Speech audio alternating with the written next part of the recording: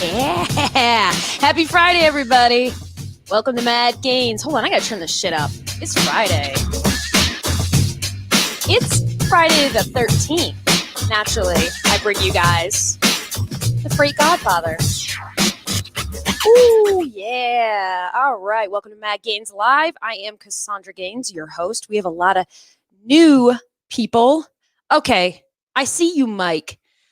Yes, this is my dispatch headset. Okay, you can make fun, but you guys can hear me really well like this. You know, everybody makes fun of me because my dispatch headset. Fine.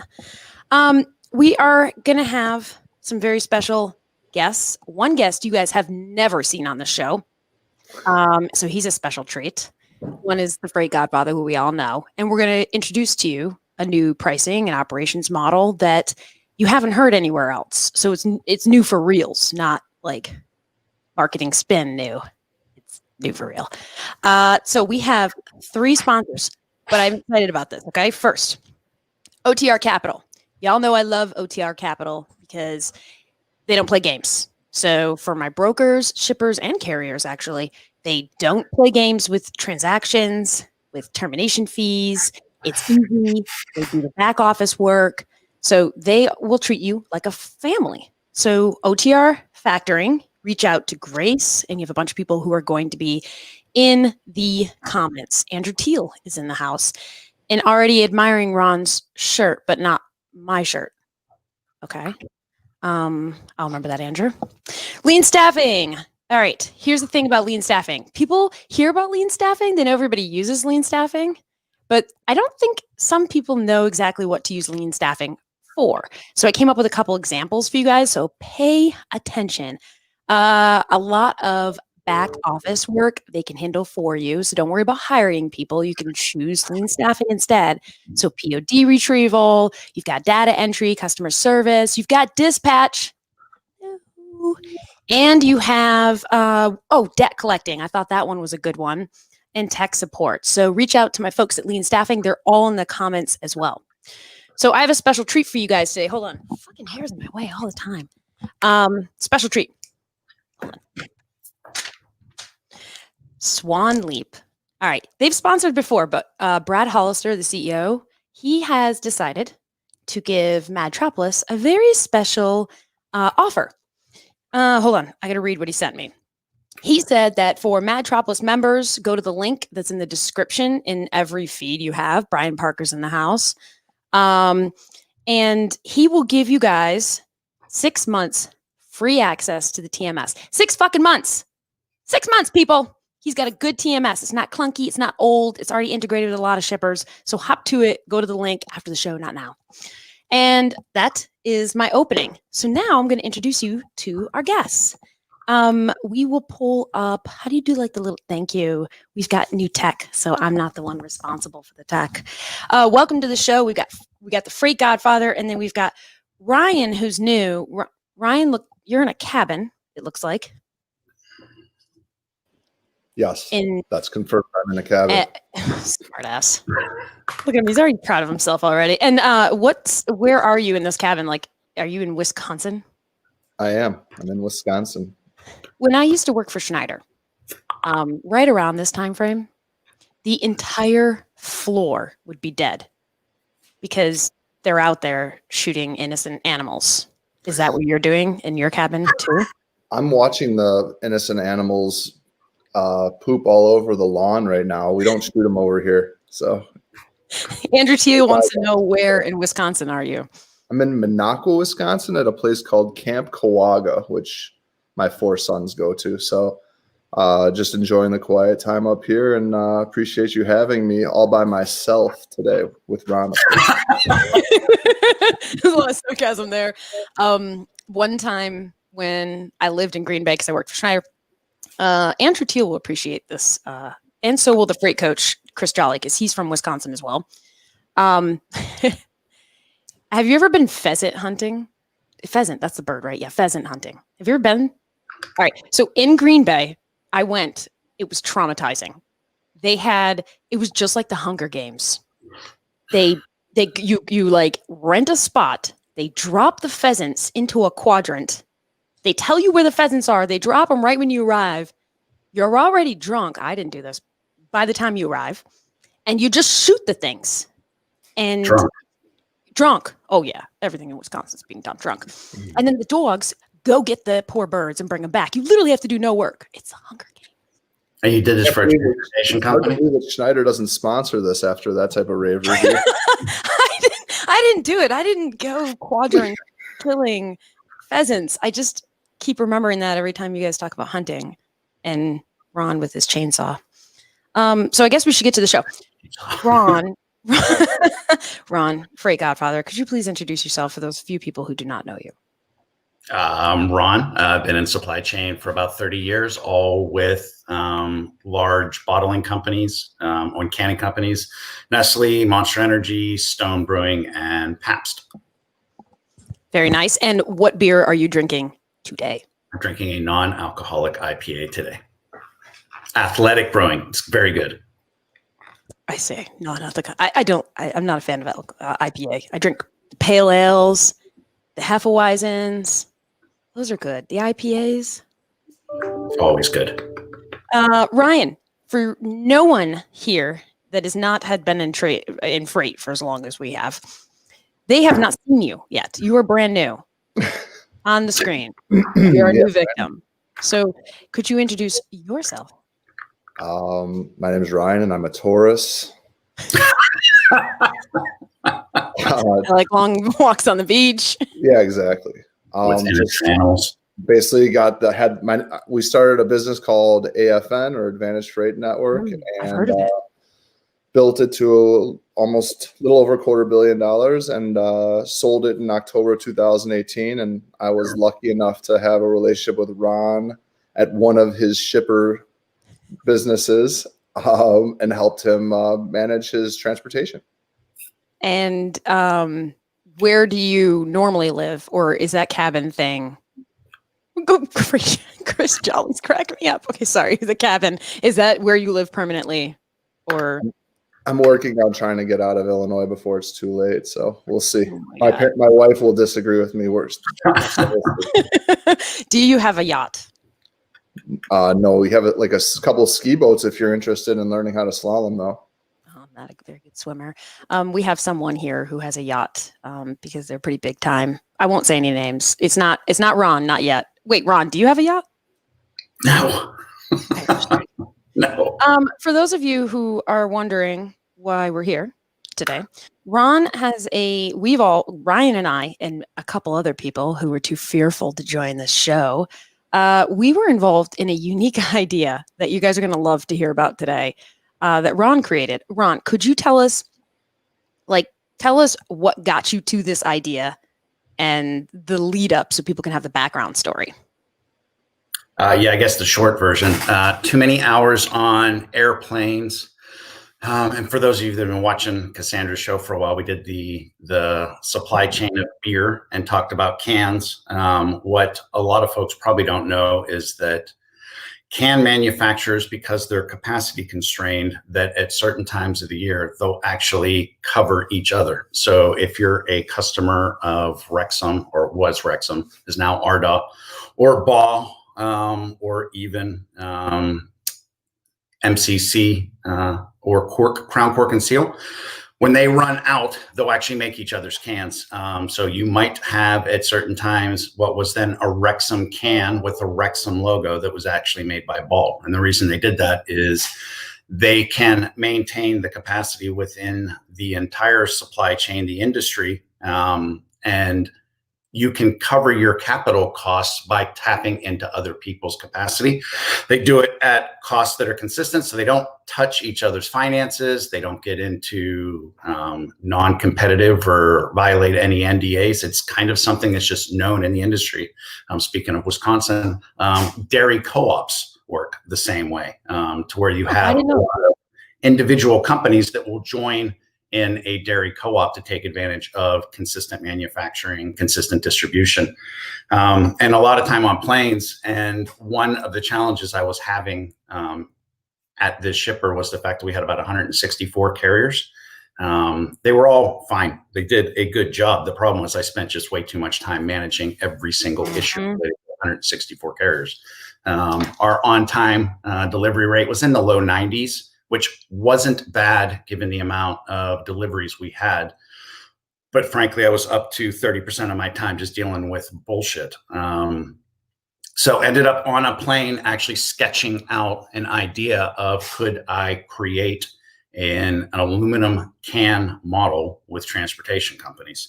So pick the core carriers that I wanted under very specific criteria, but instead of creating a core carrier program or a managed freight program, create a transportation co-op. So Ryan's company was one of the companies that was part of it. There were 4 other carriers that became part of it. So that was the short idea. Then I spent about 2 months putting together all of the very specific criteria ideas, how the heck I was going to do it. And the biggest challenge was going to be, how do you go from 164 carriers on day X to 5 carriers on day Y? And that's where a lot of the work really went into. And Ryan and his team were a very, very big part of it. What was your freight spend? Actually, from a broader perspective, like from how much? Yeah. You know what I'm getting at. A part of my P&L was about 12% at the time. I mean, but that's going back a couple of years.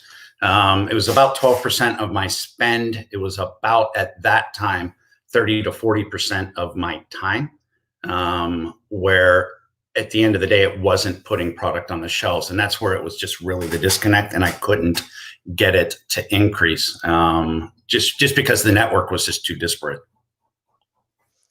Question from one of my favorite people, Matt Fink. He says, when did you do this? I think you said a couple of years ago. Does it still apply today? Or were you an early mover in the space with this idea?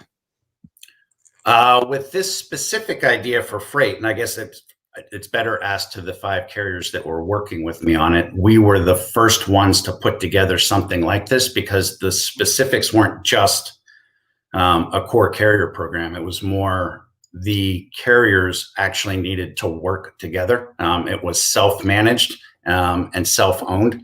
So they managed all aspects of it. We still did RFPs, but I think the biggest thing, and I know Cassandra put it in the teaser for the show, the expectation was 100% tender accept, with one exception, is that if you could not carry that load, it didn't come back to me. It went to the automatic backup, and the carriers created that entire network on their own. So I did a lot of things to try to make sure that the carriers could be successful in setting up mini networks. So they had regional bases that they carried around the country. They had, for lack of a better term, guaranteed lanes, or at least that was the intent. And there was a lot of moving around. We determined what percentages of the network they could have as the network grew, but there was a lot of, at least I tried to build in some safety valves that if the business grew inordinately in the Northeast, that didn't necessarily meant that the carrier that had the Northeast was going to get that. The intent was the whole network would have the opportunity to grow at the same rate. Because my intent was the carriers could remain their profit base, but they had to go find the regional carriers that they were going to use. And the only way they could do that was by having guaranteed revenue and volume coming in. So Ryan, when Ron came to you about this idea, or when you first heard this idea, what were some of your thoughts? I thought it was innovative and smart, and I was, obviously happy to be part of it. I think that there's no reason to have a full infrastructure for what we are paid to do. We understand how to arbitrage the transportation of these businesses. We have a larger grip on what the entire market is doing as opposed to just what his shipper was doing. And he knew that he would trust us to self-police, that as long as there were scorecards, on time acceptance, on time delivery, on time pickups. So he's managing his infrastructure. He doesn't have HR, he doesn't have all the different orientations to manage. He found his best partners and they committed to servicing the business. And every single one of us wanted another dollar's worth of business. So it wasn't as if we all were smiling, but we all knew at the same time that like, hey, if you can't handle that, maybe we can handle that. So, and it was laugh, ha, ha, but we meant it. And Ron, Yeah, it wasn't that much. we're all competitive. We all wanted more. It was really an intelligent way to keep us together. Yeah. So did you try to convince Ron, like, hey, fun idea, Ron, how about you just give us all your freight instead? And then you don't have to manage 5. You could just manage 1, Ron. Manage trans. Remember, that's not we ever got to not new to that the industry. conversation. I think that when he went from, as he said, 164 carriers to 5, there's whatever to say about pigs and hogs. We figured it was a great opportunity, and frankly, it was really fun to be able to see our competitors and how they work and function too. We got to see who the innovative, smart people were on those other organizations and how they operate. So we got to just self-improve just in seeing how other people were managing their business differently than we were. Ron, did you think about doing just a managed trans deal with just one? No, I had done some managed trans deals at Nestle. Nestle had, this goes back, geez, at this point, I'm old. So about 30 years. As they were growing so rapidly, they put in some managed trans. And if it's in the right place with the right carrier, I think it could be really successful. You can do some really good things with it. The challenge is that I would have to go to one of the massive transportation companies to do it. But the biggest thing for me, and Ryan sort of talked about it a bit, the way I structured it, it was going to be self-policing, whereas managed trans or a cost plus model, it's hard to police it unless I want to do all the work tracking down, whether it's DAT or it's CAS or something else to try to figure it out. And the intent was, I don't want to do that. I want to make sure that I can get insight into the industry as a whole to make sure that I understand what I'm paying versus the industry.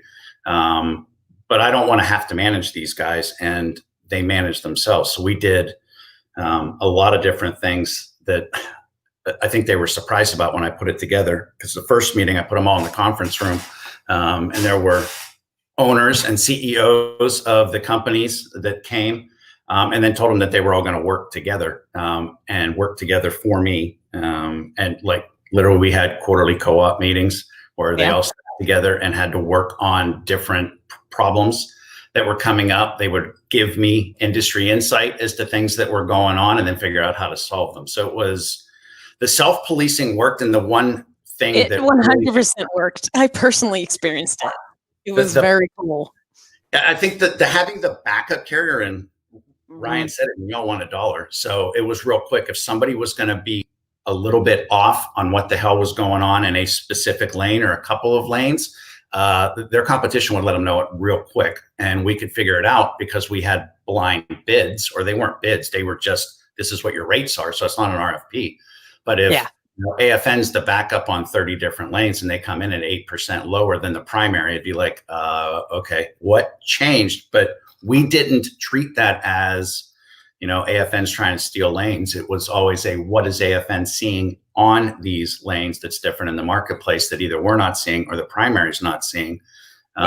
Primary would then have an option to go ahead and match those rates, or they could lose them. So it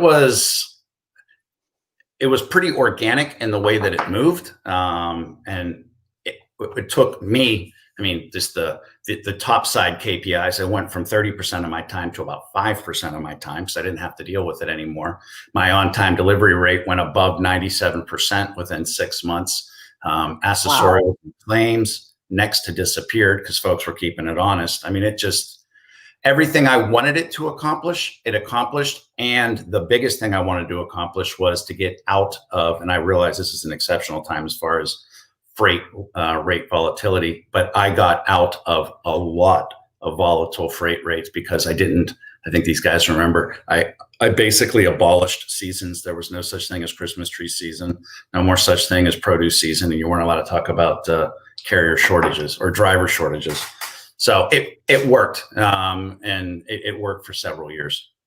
We have a lot of questions rolling in, and I'll get to them, you guys, in just a second. I can see them with my new little tool that my buddy Zeke, who's helping me out. I have all your questions right here. Hi, May. But I want to illuminate a couple things. first of all, I personally was involved with this, and I've been involved in my career with a lot of managed trans arrangements. And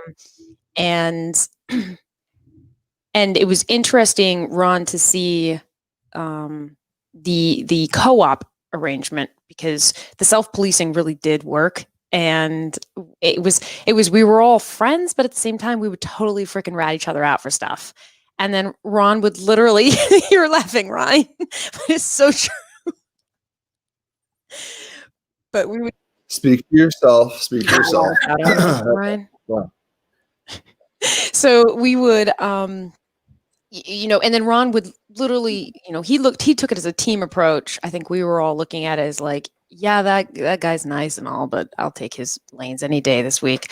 So I'm just making kind of that up. That's what I was thinking in my head as a vicious lawyer. But it was interesting because Ron would tell us like, hey, you over there, Cassandra, you're weak in this. So go sit with Ryan for a week and figure out why he's good at this. And if you don't agree, yo out. And it wasn't like, I'm paraphrasing, but it was that kind of policing that I loved, and the friction that kept us all performing. And you know, Ryan, I don't know if you've ever heard of CargoNet when they announced stolen loads. Yep, I'm familiar. I was just saying, I used to watch that for AFN. How'd that look?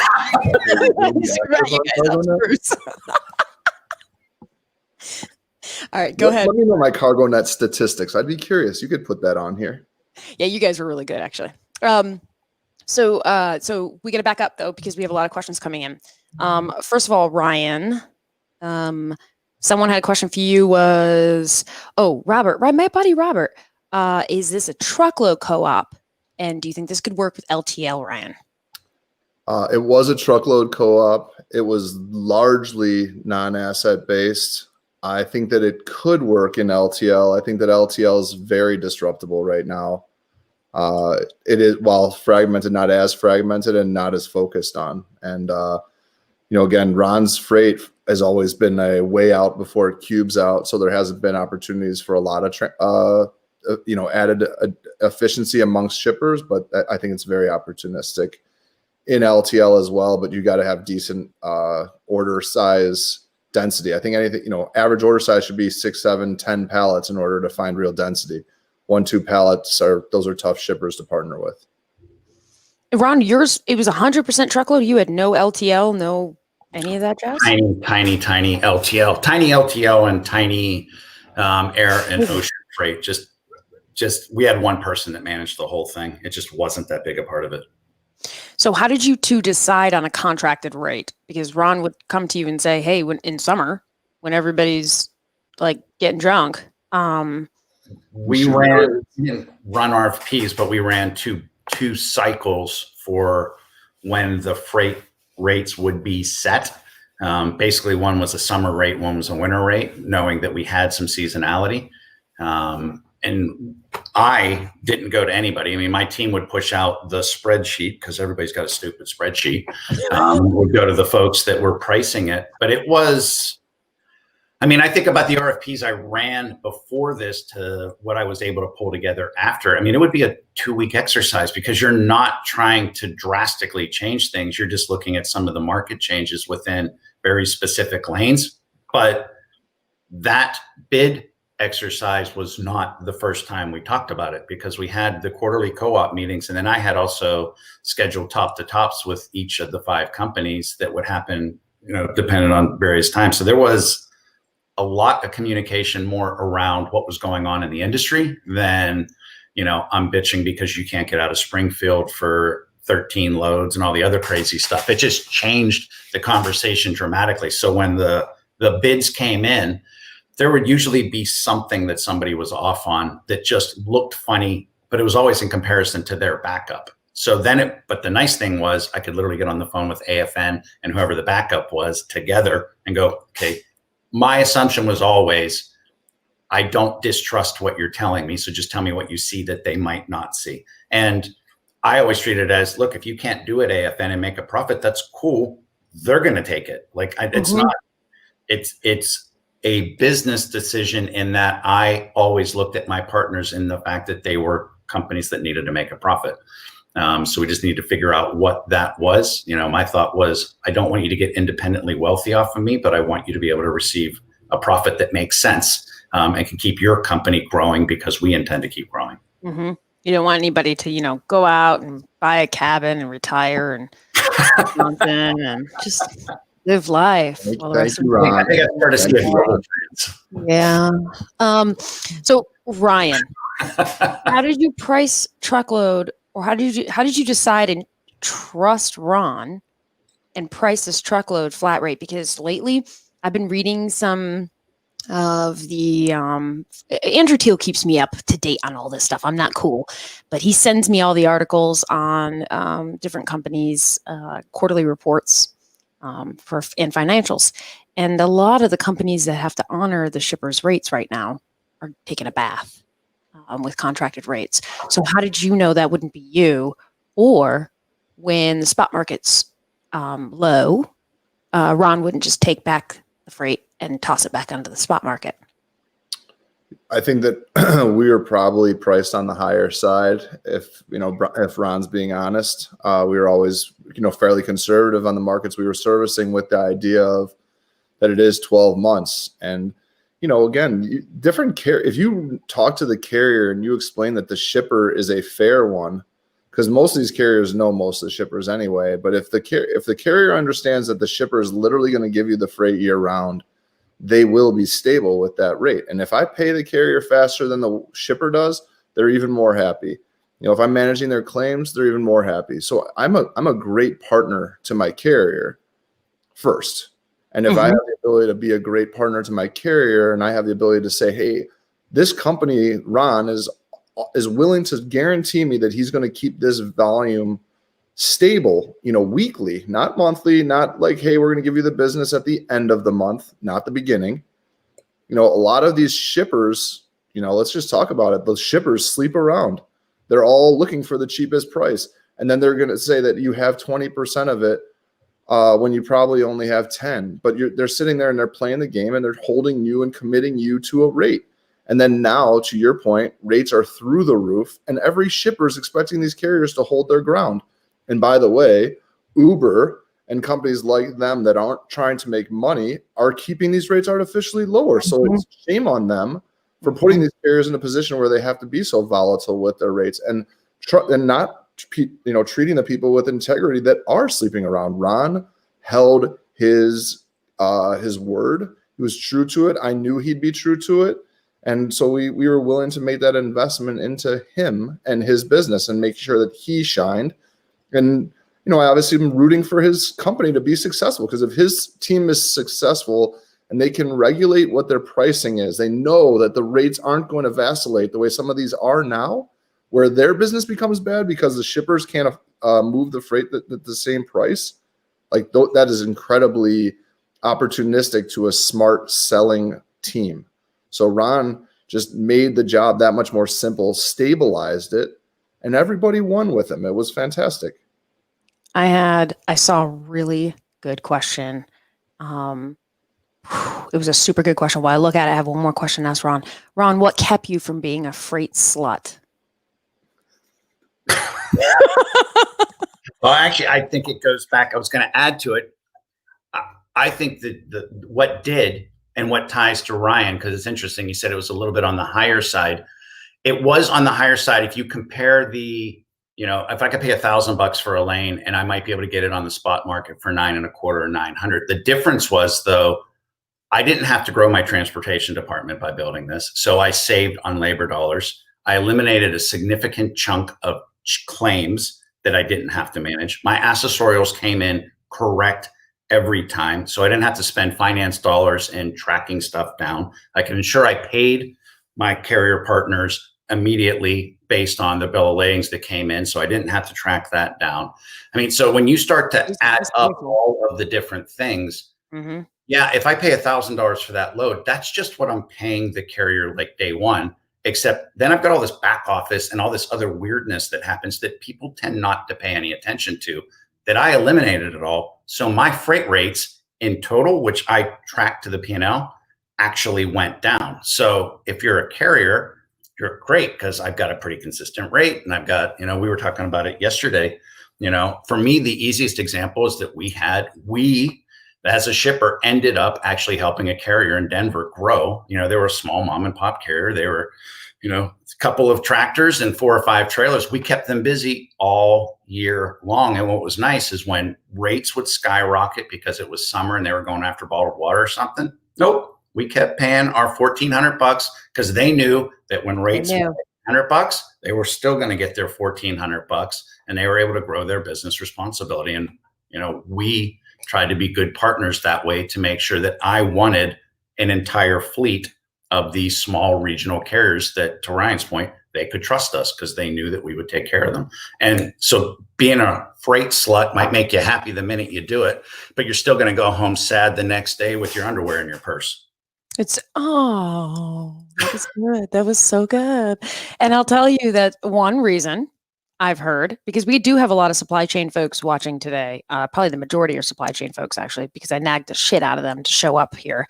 And one thing that I was super curious about, because I hear a lot of supply chain folks say, and shippers say, I don't want to be a freight slut, but the people up top make me be a freight slut. So Matt Fink had a great question. He said, what was Ron's, and I'm curious about this too, what was Ron's boss's response to, hey, I got an idea? Curious if his leader was involved, and what the reaction was to this, and the internal sell if necessary, which I know is a big question for everybody else watching this too. Yeah, I think that it's probably a little bit unfair because it was a little bit easier because I ran the entire supply chain for North America at the time. So it wasn't like I was a freight manager going up to a director who had to talk to a vice president. I was high enough in the organization that I didn't have a whole lot of folks to go above me. I've had a reputation of innovation previously, so it's not like this is the first time I came up with something a little bit weird. Yeah. The difference was for this one, I didn't go to him with just the framework of, I want to do this, knowing I had to answer every question that he could conceivably come up with before I walked in that door. So for me, the biggest one, how the hell are you going to get rid of 159 carriers that we've been relying on for decades? And not forget the relationship part, not that that's not important because we all had good relationships with them. It's more, how are you going to do it from a business standpoint? So that was a lot of what Ryan and the team, we spent a lot of meetings talking about how the hell are we going to do this? So when I went in, I said, look, I've already met with them. I know this is what I want to do. This is how I lay it out. And it was, and I've said this before, it was, look, I trust you. I think you can do it. Are you willing to put your job on the line? Because if this fails a whole lot of people in a really bad way. If you think that you can make it successful, that's great. Equally, if this really screws up, this really does sit on your plate. And I had the conversation with the co-op that if you don't think that I'm invested in this, you're wrong. Because if it fails, I get fired. So yeah, there's freight dollars involved and profit dollars, but you screw me, I will literally be gone and this whole thing blows up and you're back to carrying 20 loads a week. Ryan, have you seen anybody else implement this idea in the industry? No, I haven't either. No. Why do you think that is? I think that Ron had a bigger job than most people that are focused on the day-to-day truckload volume. I think that he had the ability to manage all of it and the ability to reconcile what the cost was in that situation and not have to be worried about his job being in jeopardy. These transportation managers all play the game pretty much the same way. And if they're concerned about whether they're going to have a job next year and playing it year to year, month to month, then they're going to beat every carrier down. No one's playing the game with the same level of confidence Ron was and is. And I just think that if someone had the courage to be different, to Ron's point, you could understand how this is very scalable with the right third-party logistics partners. Makes sense. So where were the problems here?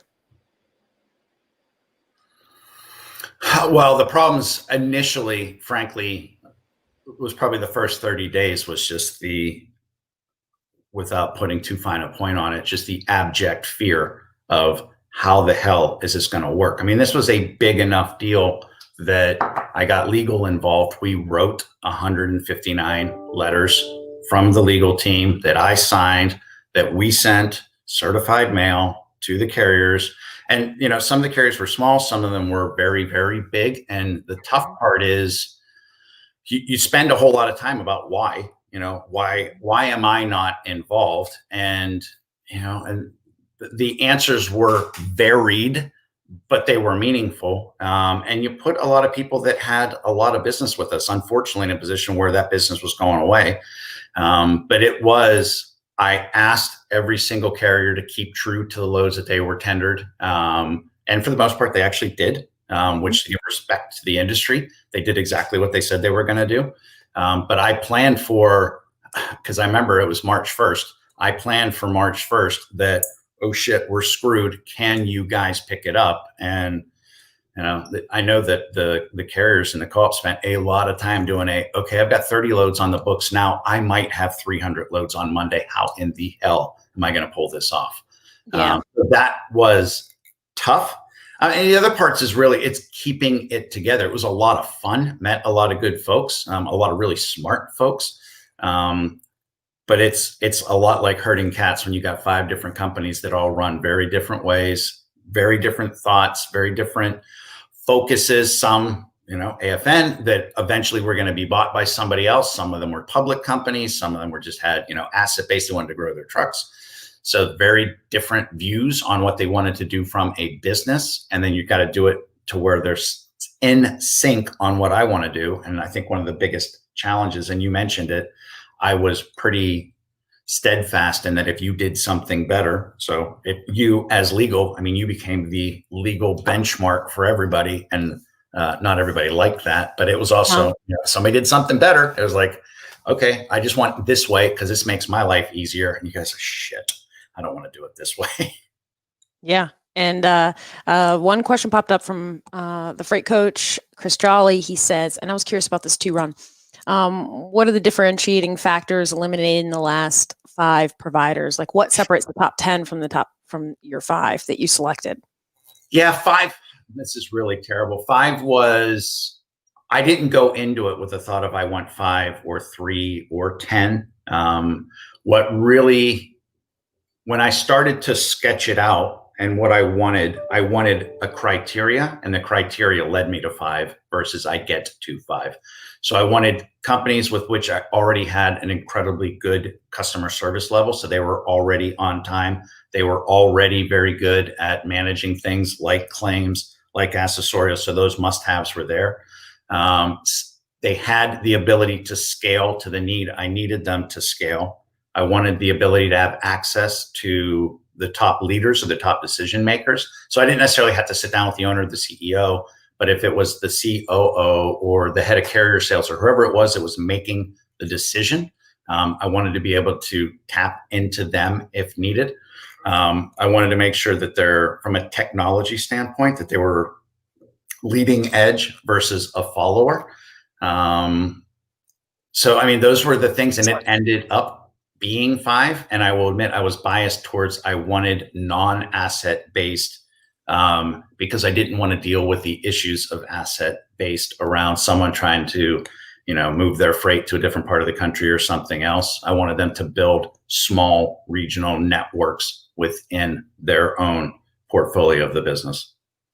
Makes sense. Ryan, Would you, I don't want to miss this opportunity. Ron, when you took it in a regional approach, what did that do in terms of keeping your rates from getting inflated as a large shipper by not having 5 or 6 carriers stepping over each other in the same market, as opposed to having one calling the same carrier? No, and I remember that conversation coming up. So it's funny, Ryan's remember, because of the way we did it before and the way the nature is, if you have enough brokers in your network, you have 2 or 3 brokers calling the exact same company to move the exact same loads, because they're either on the board or they're tendered or you're chasing them around. And we would have, quite often, like I'm sure a lot of shippers do, you have transportation company XYZ calling you up and like, I got 3 brokers calling me on this damn load and it's up by $1,000. And that was the one thing that by regionalizing it, but also there was an expectation that you didn't call each other's transportation companies within that network, that it was to keep them whole, but you could bid it. And that's where the secondary bid came in place, because Right. if there was a new carrier or a different carrier expansions that somebody frankly wasn't doing their homework on and missed, or you had somebody based in Denver and now they're going to do, they're going to build a satellite business in Charlotte, North Carolina. And I know it because I'm already dealing with them. You can take advantage of those rates, which would change the secondary, the rate process. For those of you who are just joining us, we are talking about a unique pricing model and operations model that Ron had for a truckload market. And it's something that Ryan and I haven't seen in the industry since then. And I want to let you know that I said this earlier, but you can see who the sponsors are. Swan Leap giving us 6 months free to their TMS. I love that. They love us. So we have a question popping in from, of course, the famous Andrew Thiel, who is on his way to kill innocent deer in his cabin. I'm not passing judgment. I'm just saying. Ron, outside the box and looking back at this, how scalable do you think this idea is? How large before it dies in its own weight?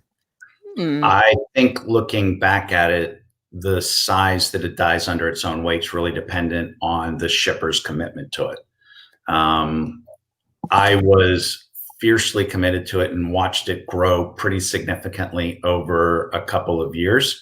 And then it kept on going on its own. But then it's like anything. If the shipper isn't committed or think that it continues to pay dividends, to your point, if they want to chase rates or do something else, it'll collapse under the weight of the shipper's lack of interest versus the size of the network. Because it was a really big network that we were working on. It was a lot of trucks going every single month. Ryan, first of all, how'd the conversation go when you all first had your co-op meeting? Like your first meeting, it didn't have to be a co-op meeting, but you all were in the same room. Like, what was that like? It's just a matter, a lot of people, a lot of alphas trying to figure out who was going to sort of take charge and how to keep Ron happy, because it was a big, substantial opportunity for all of us to have a commitment from a shipper who was sort of looking back and let 159 carriers go. Like, we knew that we had to make him look good.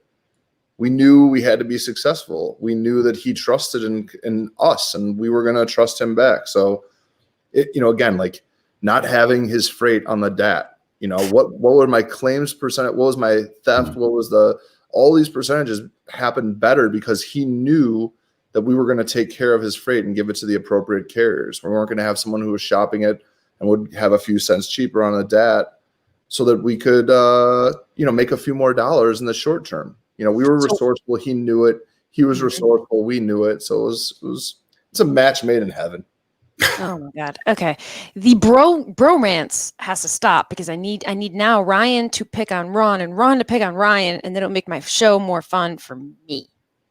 Ryan, so what is that about the DAT? Like you guys weren't posting the shipments on the DAT anymore? Yeah. No shipping out, no DAT utilization on our customer freight that we cared about, that weren't sleeping around, as I said earlier. But you had these shipments that Ron gave to you, so you didn't use load boards at all? No. Was that a rule, Ron? No, it was, my vision was to create regional carrier customers for them. How they did it, I think. But for me, it was really easy to track if they were doing it. Because we'd rat each other out. I had enough people that I was picking up with or delivering to. And before, and I said I would spend up to 30%, because I would get phone calls from any one of the delivery places and every week I had somebody calling me say, you're not allowed to use Carrier X anymore because they screwed this up or they screwed that up, or I'm tired of this or I'm tired of that. To where overnight it got quiet because they were delivering on time. But equally, as I traveled around the country and talked to various deliveries, common thing, go talk to the guys in the warehouse because you want to find out, are you getting treated well? Are we doing the right things? Are we loaded them well? Is the product coming in right? And it'd always be like, yeah, Terry always shows up on Tuesdays. Great. I'm like, well, Terry, like, yeah, now we always get Terry coming in because the guys were always calling the same companies to carry the freight. And it started to get a lot more consistent. And for me, the customer service aspect just went dead quiet. I mean, we were 98% on time. So it was, that's not a cheap on time level, but it certainly keeps things quiet from a customer standpoint. Oh my God, Justin has the best question. I was thinking the same thing from like oh shit, hold on. I'm going to click on the wrong button and mess things up. Okay. I thought this too. Ryan, wouldn't it be easier for you guys all to get together and decide amongst each other to raise the rates without Ron knowing? I would love to let Justin call in and hear his philosophy on how that would work, and Ron would. But Justin, I see where he's coming from, because it's to be like, if the market was going in the wrong direction, meaning that there was tighter capacity, I think that, we had the opportunity to review our rates. I want to say every trimester, like we could go in and re-review and make sure that it was suitable. And we gave it to everybody else to have the opportunity. So, you can't really trust 5 other carriers to collude and try to raise rates. And that doesn't really have a long-term view. It's not how you build a business and build a supporting team. It's not, you'd be gambling for just a few percentage points for a very short period of time. So I would not play that game, Justin, wherever you're doing business, buddy. No, but it's like natural inclination is to think that, like, here I go with my beard. I don't have one like Ron, but I think one of the differences too, and I think it's a fair question from Justin, but Jared's right. Somebody always snitches, but I made a point extremely early. We had a meeting where actually I put these guys together because you guys came up with the rules. I didn't come up with the rules to how to operate. And I remember it was, how do we build this? How do we do billing? How do we do everything else? And I was in my office and came in late in the afternoon. And I remember it was just everybody getting really wrapped up on, how do I build accessorials and how do I deal this and how are we going to make sure this? And it's just basically like, look, I've not fucked anybody in this room. I'm not going to start. We just have to trust each other and we've got to make it work. And it was kind of like, okay. And we got past that. Yeah. That was the hardest part to get past, Ron. Should I not trust you? And plus, I mean, it's not, if you want to start screwing around with rates across the board, it's not like I don't have access to industry-wide data anyway. And I could see like, what the hell is going on? Mm-hmm. I just didn't have to do it all the time. Mm-hmm. Carla brought up a great point, which is like, voting off the island. Did you know? Ron says no. He is not allowed to be voted off. No, so I learned to get along off the island. And then, okay, I thought this too, Steve Lowe, which is, Ryan, how'd you stay 100% off the DAT for sourcing? And let me remind you guys that back in the day, because this was a while ago, it's old enough now where we're not all bound by non-competes and the information's stale, so we can talk about it. But staying off the load boards at that time was like this, whoa. Like right now, you get the bottom feeders on the load boards. You don't have carrier relationships. You're a new broker on the load boards. You're a new shipper. Now, like that is different. Back then, we lived and breathed off the load boards, right, Ryan? Or am I saying something wrong? Because I remember when we were like, no more load boards, and people were like, whoa. We incentivized our carrier reps to build great relationships with their carriers. We did not we used load boards for customers that weren't necessarily as good paying customers as others, but when we had the business to support our ability to make sure that we would service the business with the carriers we trusted, I would pay attention monthly of the number of carriers that we would use the debt to book. And then if they were one-time carriers, how expensive it is to set them up. And if, are we doing business with them again? What's the point? And I'm paying attention to the carrier sales reps that are calling them. And why, but there is obviously a place and a time for load board carriers for the right shippers. Ron was not the right shipper for that. Again, everybody who's paying attention, everybody who's listening understands that Yep. This is a game of $25, $50, $75 a load. It's not, you're not living a glamorous life making $500, $1,000 spreads very often. So it's a grinding business, and you have to be thoughtful about how you're going to service it. And the key is having great carrier relationships to service your customers. If you're going to treat your carriers like you don't care, they don't care either. Plain and simple. Yeah. Makes complete sense. Okay. Of course, Matt, you are on fire today. Would you do this again? Thinking a broker grows away from this. And if you did, what aspect would you change? Either from Ryan or from Ron, because Ron's been moving and shaking since then. This is kind of old news to him. This is like an old idea for him. But for us, we're like, yay, this is the cool thing. Ron, I think that no doubt you're obviously going to say yes. And I would say the same thing. I think that knowing the carriers better, knowing our 3PL partners better, was a once in a lifetime, unfortunately, experience.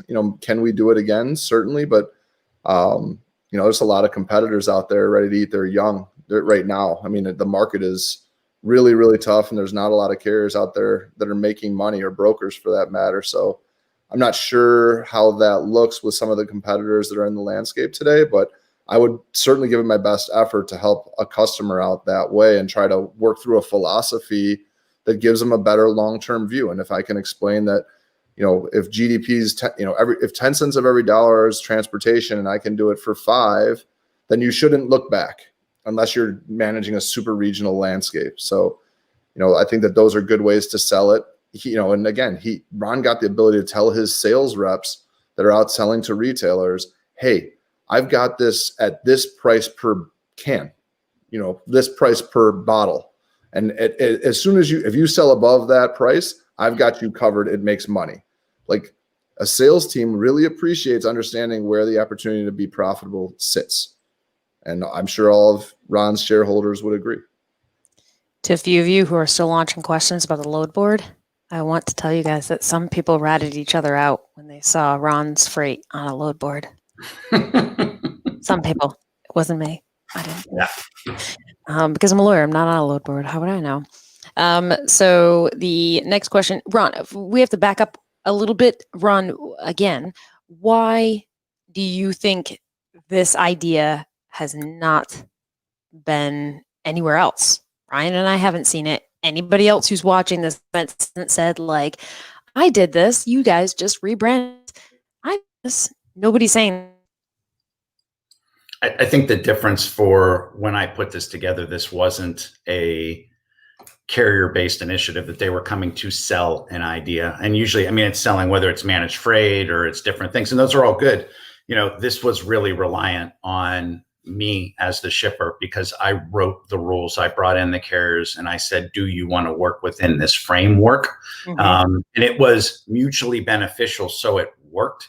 But you have to find a shipper that's willing to look at things in a different way and willing to challenge themselves as much as they're willing to challenge their partners. Because this was not a, and actually we were traditionally a just beat the shit out of people if you don't hit our service numbers. And that's just the way we operated, because that's the way a lot of people operate. Yeah, it is. It's kind of turned that on its head in that, yeah, there was expectations for metrics and everything else, but it was a far more partner-based conversation. And I think that that's challenging for any shipper to get into those types of relationships. And somebody mentioned it earlier, but you've always got a boss you got to go to who's pissed off because something got fucked up. And how do you respond with, yeah, it's okay, but I'm going to deal with this partner? And that's where I think it's challenging. Somebody said something about, would I do this again? Ryan's point. Yeah, I think the one thing that I would try harder to do was probably expand it to more carriers, but only because I would get more freight for the entire supply chain. The one thing that we didn't take enough advantage, we tried in small parts, but weren't as successful as I wished we could have been. That if you can start to tie in and get rid of empty miles, and I put this in place in a subsequent shipper.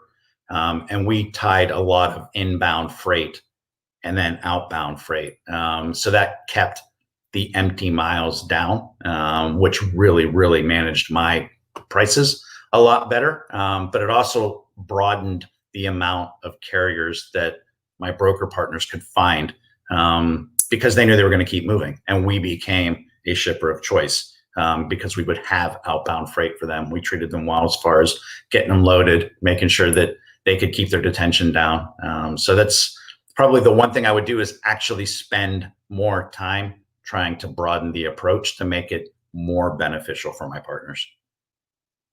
I think I just got lost. It could be because I'm out of wine. Okay, so for the dumb lawyer of the group, because Ryan's like, oh, I get Ryan. Wait, did you understand all that, Ryan? I try. Okay. I tried. You want me to try to? I can't. Because I don't the know. I thing can't is, explain. okay, let's break it down. Right? He says that he would have broadened things to have more asset carriers, because why? Okay, when you're using brokers, why are you paying for the empty miles?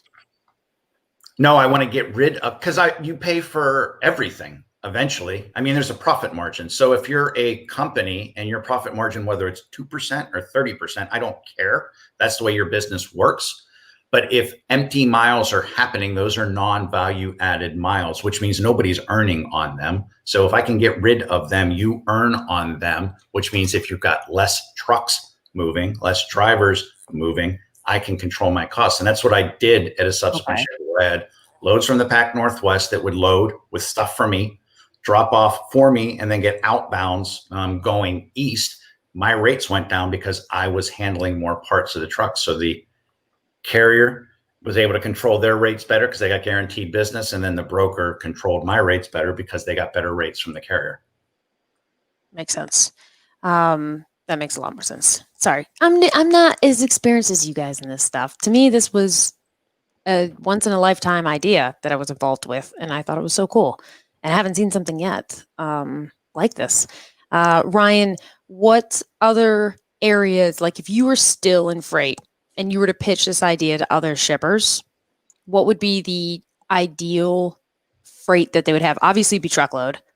What other like features would you look for? I'm trying to help these. So I love the consolidation of LTL even better, you know, and you start to hear someone who's a $10 million LTL spend, you start to do the math of what regional rates look like. That sounds like an opportunity to find consolidation amongst shippers. But, you know, shippers, again, I don't want my freight to ride with my competitor's freight that happens to be also delivering to the same retailer. It's like, well, whatever. So I just want to get my freight there and make as much money as I can, typically. But I think that someone has to be in Ron's type of a role with a more global view. A transportation manager is going to be looking behind him the whole way through and feel like he'll find his way out the door because he's not going to be able to add continuous value.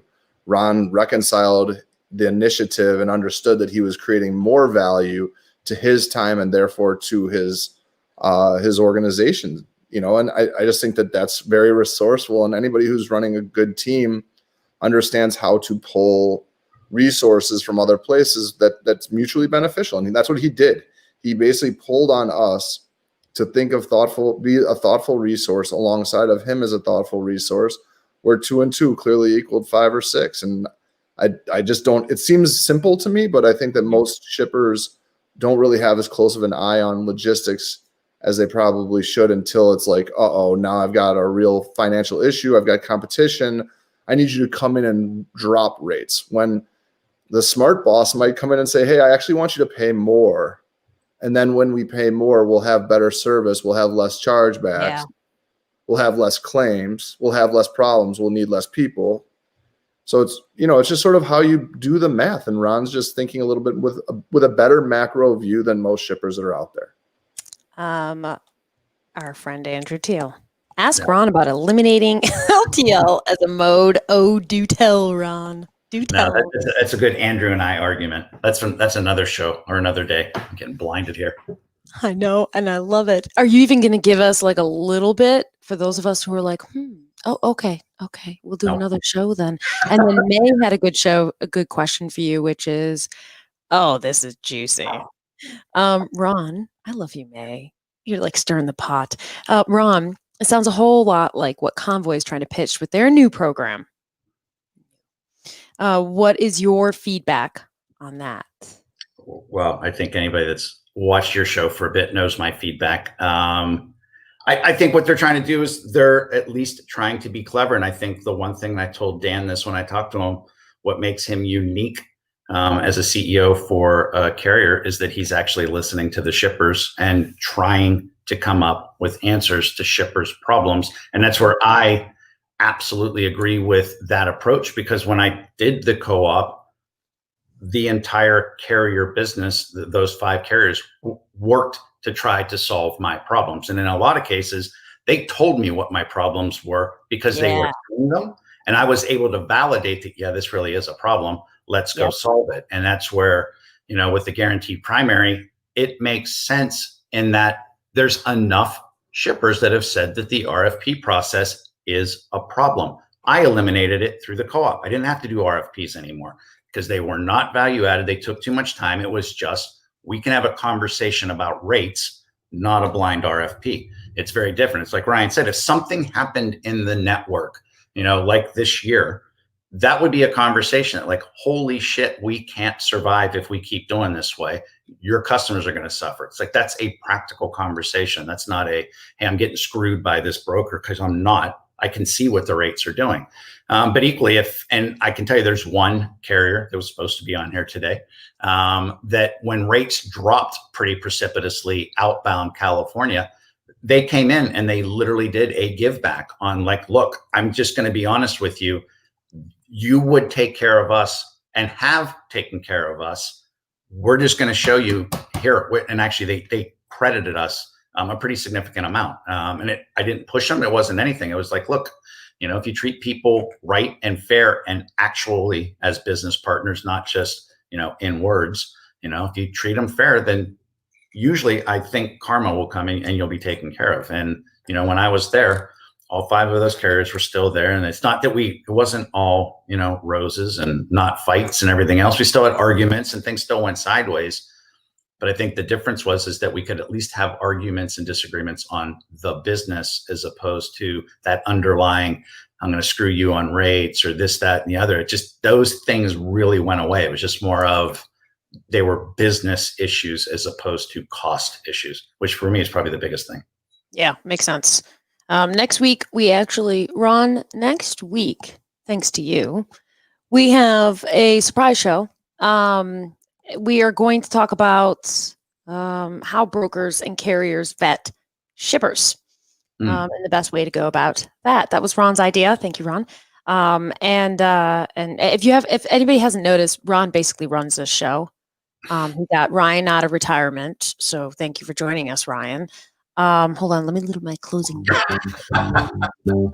He came out of retirement, Ryan. I hope you come back on.